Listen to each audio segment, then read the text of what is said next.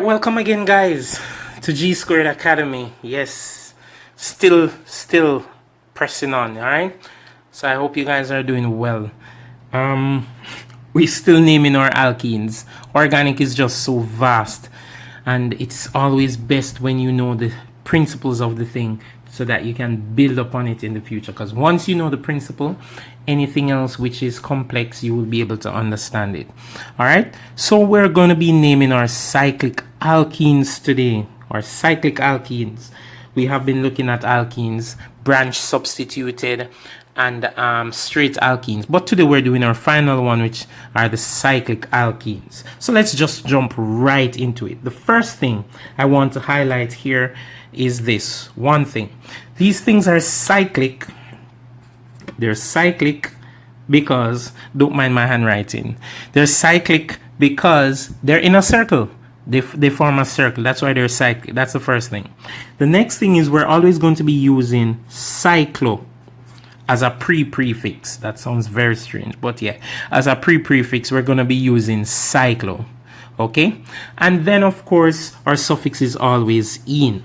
Okay, now generally speaking, there are only certain cyclic compounds which are stable, and we find that those ones are usually 5, 6, possibly 7 and 8 carbon atoms long in terms of the ring structure. So that's generally the case. Okay, so this thing is so easy to name, you wouldn't even believe it. So the first thing I'm going to do, I'm just going to draw this thing here. Now for the math people, they're going to be like, what are we doing? Isn't that a pentagon? Yes, it is a pentagon. Look at that. And then I put in 2 lines there to tell you that it's a double bond. So just to name this thing now, guess what you do? You count the number of carbons in the circle. And of course, this is a pentagon, so it will have 5 carbons. So there you go, 1, 2, 3, 4, 5. Then you find the prefix for 5, which is pent. Yes. And then you add the suffix in, always in. All right. Now this is an alkene. These are simple alkenes. We're not looking at substituted or branched cyclic alkenes. We're only looking at simple, you would say, cyclic alkenes. If it is that you want me to look at those things, look at naming substituted or branched cyclic alkenes, then you can send me a message or leave a comment. All right, so pentene. So that's what so 1, 2, 3, 4, 5, and we get our pentene there. Now we're basically done. The only thing left is we're going to use this prefix. Remember, this was a prefix, and this is the prefix in front of this prefix, hence I call it a prefix.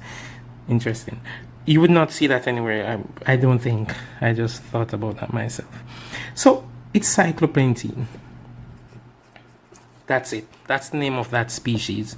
And remember what I said, if you want me to name more complex cyclic alkenes, meaning substituted or branched cyclic alkenes, just leave a comment and I'll do that for you, so that you can understand how to do those things. And of course, I'm just going to do one more so that you clearly understand what we mean by this. This time I'm going to draw a 6-sided figure, a hexagon, and I'm going to make it an alkene. There you go.